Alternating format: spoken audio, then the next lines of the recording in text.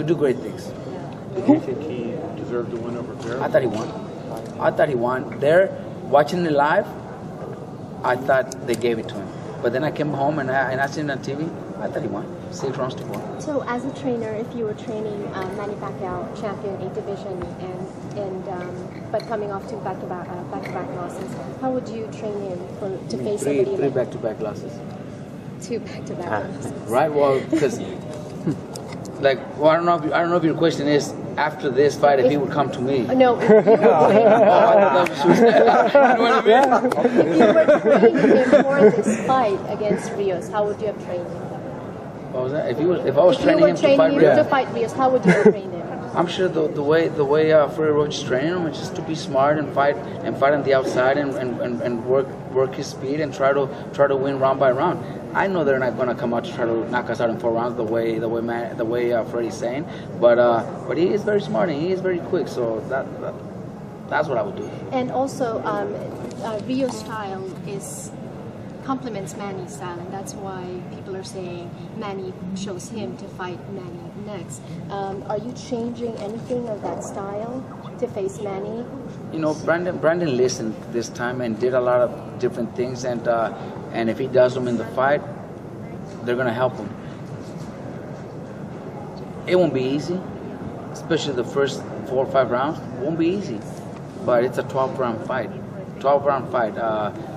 From my own experience, I've learned it. You know, man, you could beat up somebody for 9 straight rounds, and then the last round, you think you already got him, and he knocks you out. And I didn't win, even though I won 9 rounds out of 10. I didn't win. I got knocked out. Robert, walking into this fight, who has all the pressure on them? Is it honestly, their team or your team? I think it's them because of the 2 losses, the knockout. We have nothing to lose. Brandon's always in exciting fights. Brandon could still come back and fight Alvarado again. He could still, if the way Brandon fights, he's still gonna give Marcus a really good fight. He's still gonna give Bradley a really good fight. And those are all good fights. What did you think of Provodnikov Alvarado?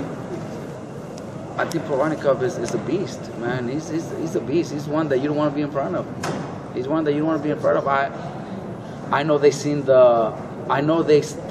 the first Brandon Rios Alvarado fight because they did things that Brandon did in the fight that were very effective when Brandon did it the first time they fight, and Provodnikov also did it. So they copied a little bit of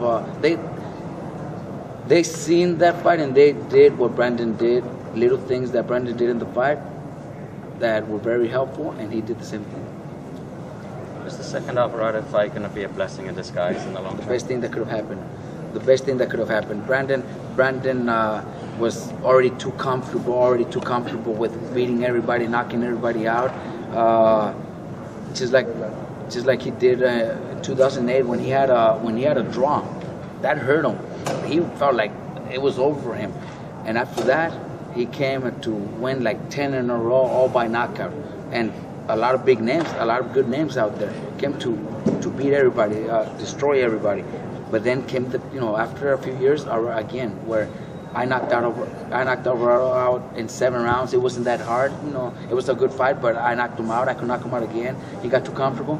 Thought he was gonna knock him out in 2 rounds, 3 rounds. That's what he said throughout training camp. He trained hard, but throughout training camp he said, "I'm gonna knock this guy out in 2 or 3 rounds," and then it happened, and he lost.